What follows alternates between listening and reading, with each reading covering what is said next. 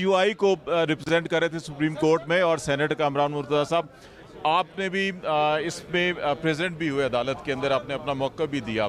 اب جو یہ فیصلہ آیا سارا، اس کو آپ ایک تو کس نظر سے دیکھ رہے ہیں، اور ابھی بھی کچھ خدشات کا اظہار کیا جا رہا ہے کہ قابل عمل ہے یا نہیں ہے، تو اس کو کیسے دیکھ رہے ہیں آپ؟ دیکھیے، میرا جو اس میں ایک موقف ہے کہ عدالتی فیصلے جو نا معاملات کو کوئی الٹیمیٹ حل کی طرف گو کے بائنڈنگ ایفیکٹ ہوتا ہے، مگر اس طرح کے سیاسی معاملات کو حل کی طرف نہیں لے کے جاتے۔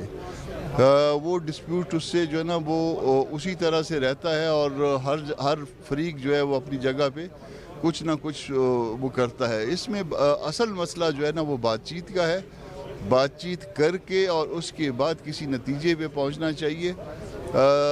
الیکشن سے جو ہے نا وہ کوئی پارٹی جو ہے نا وہ نہیں جا سکتی، جو بھی اپنے آپ کو پولیٹیکل پارٹی کہتی ہے وہ اس سے رائے فرار اختیار نہیں کر سکتی۔ بات چیت کے حوالے سے کے پی کے اندر گورنر بھی آپ ہی کے ہیں، اور گورنر کو ہی کہا گیا کہ صدر صاحب سے مشاورت کریں، بات چیت کریں اور الیکشن کی طرف جائیں۔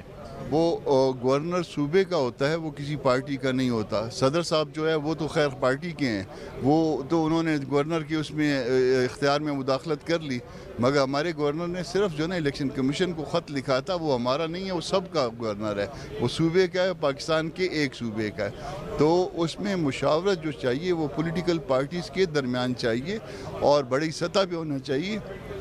الیکشن سے کوئی راہ فرار اختیار نہیں کرتا۔ یہ جو امپریشن کبھی دیا جاتا ہے، کل ہم نے لکھ کے بھی دیا اس بات کو، اپنا موقف جو ہے نا ہم نے تحریری طور پہ جان بوجھ کے پیش کیا تاکہ کم از کم ریکارڈ کا حصہ رہے۔